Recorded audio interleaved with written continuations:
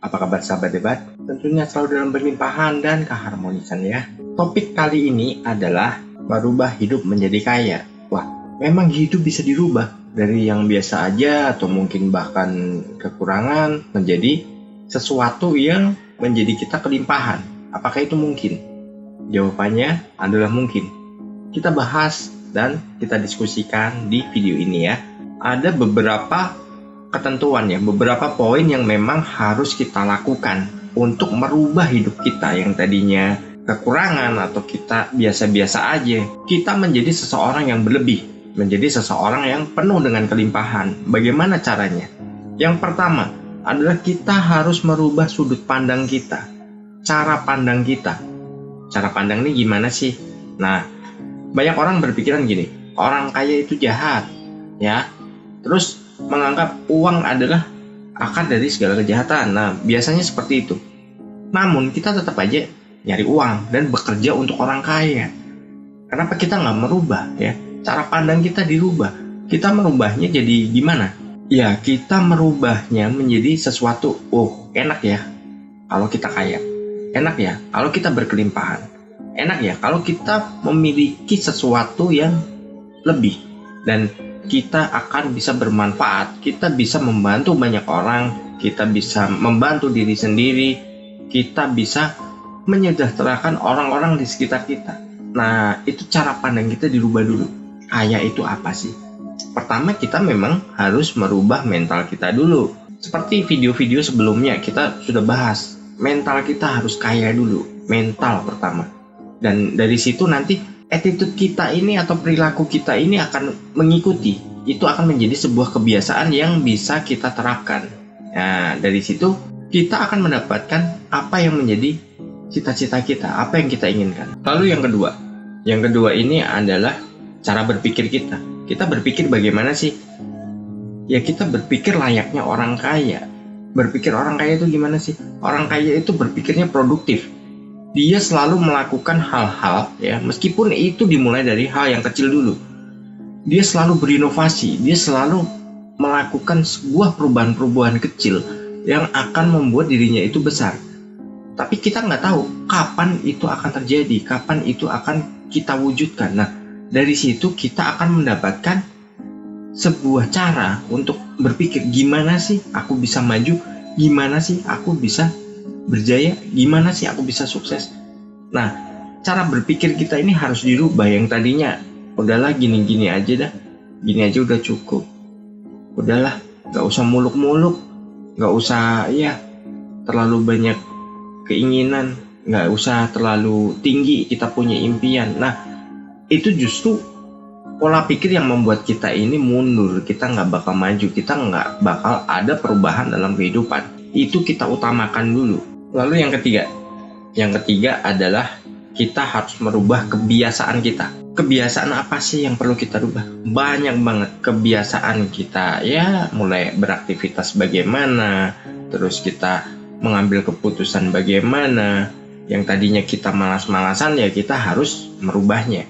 Gimana sih kita bisa berkembang dan kita memiliki sesuatu yang memiliki potensi dan di situ membawa kita ke sebuah kehidupan yang jauh lebih baik dari sebelumnya ataupun jauh lebih baik dari kondisi saat ini. Namun ya itu tadi, jangan pikirkan kondisi saat ini, kita sedang bagaimana, kita sedang apa.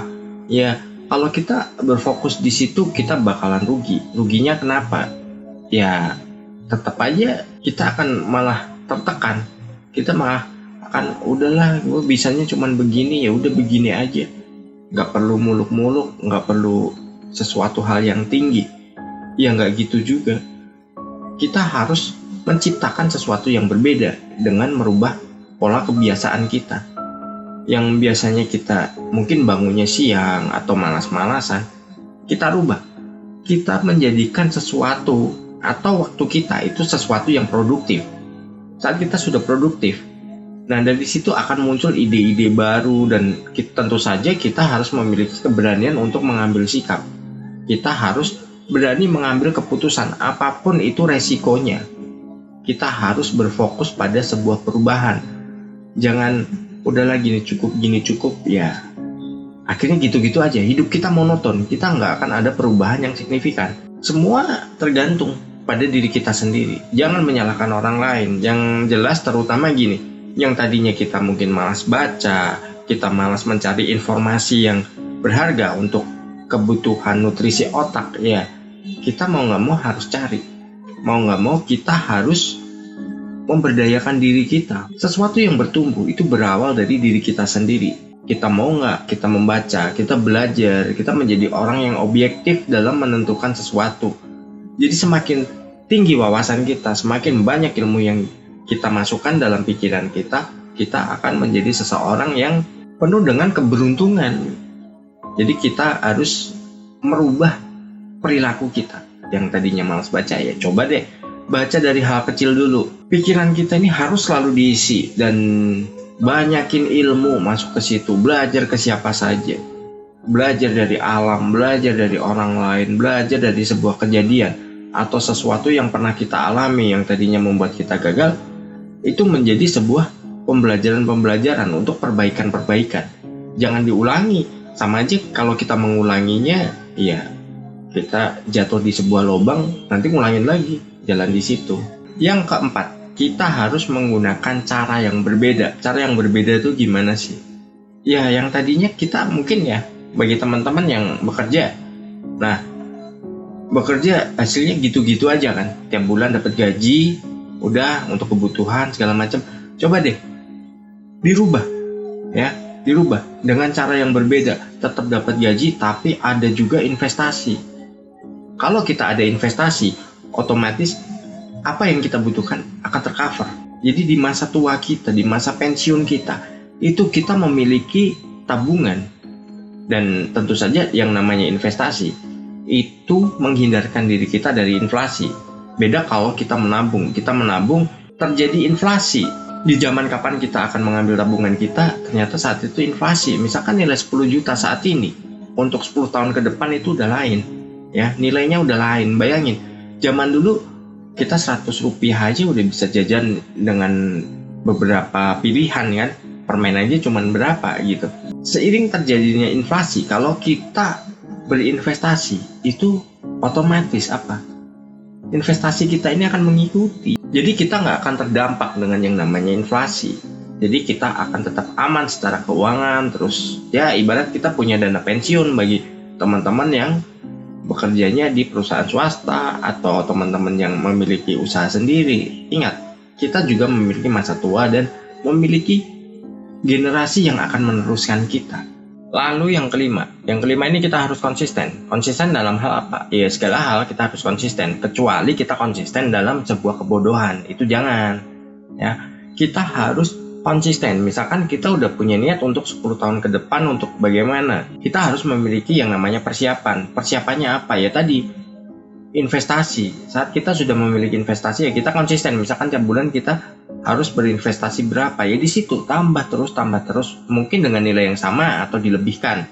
Nah, dari situ kita akan memetik hasilnya itu saat nanti setelah jangka waktu yang sudah kita tentukan itu tiba. Misalkan 10 tahun, ya saat 10 tahun itu kita sudah merasakan hasilnya dan kita sudah mendapatkan apa yang sudah kita persiapkan sebelumnya. Kalau kita nggak konsisten, ini misalkan nih kita berinvestasi nih, ya entah investasinya di mana ya, terserah teman-teman. Nah, misalkan kita sudah berinvestasi, terus ada orang lain atau siapapun yang mengajak, udahlah itu buat apa?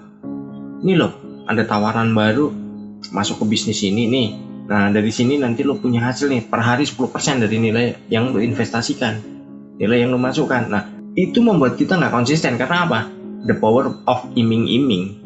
Ya, the power of iming-iming. Itu justru menjerumuskan kita. Saat kita udah terjerumus di situ, yang tadinya kita persiapkan untuk 10 tahun ke depan, jadi hilang dalam hitungan hari. Nah, dengan begitu kita jadi nggak punya apa-apa lagi kan? Siapa yang rugi? Ya nggak? Dan ini semua bermuara dari pikiran bawah sadar kita. Pikiran bawah sadar kita ini harus kita program. Kita harus menjadi seseorang yang bagaimana? Coba rancang deh untuk keinginan 5 tahun ke depan, 10 tahun ke depan, kita pengen jadi apa? Persiapkan dari sekarang. Dan biasanya orang lupa, hari ini ya hari ini. Nah, ya bener, hari ini untuk hari ini.